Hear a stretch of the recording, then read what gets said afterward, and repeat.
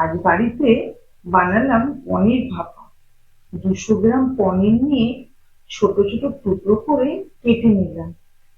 তেল গরম করে পনিরগুলো হালকা লাল করে ভেজে তুলে নেব। ছোট করে কাটা একটা ক্যাপসিকাম ভেজে উঠিয়ে নেব। একটা মিক্সিং জারে 1 চামচ করে পোস্ত, কালো সর্ষে, সাদা সর্ষে, দুটো কাঁচা লঙ্কা, কিছুটা নারকেল দিয়ে একটা পেস্ট তৈরি করে নেব। একটা টিফিন বাটিতে পেস্টটা ঢেলে নেব।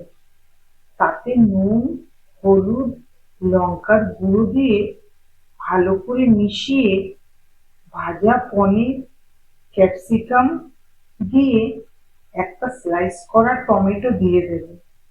4টে কাঁচা লঙ্কা আর 2 চামচ সর্ষের তেল দিয়ে ঢাকনা দিয়ে ঢেকে কড়াইতে গরম জল করে একটা স্টেনার বসিয়ে টিফিন বাটিটা বসিয়ে দেব।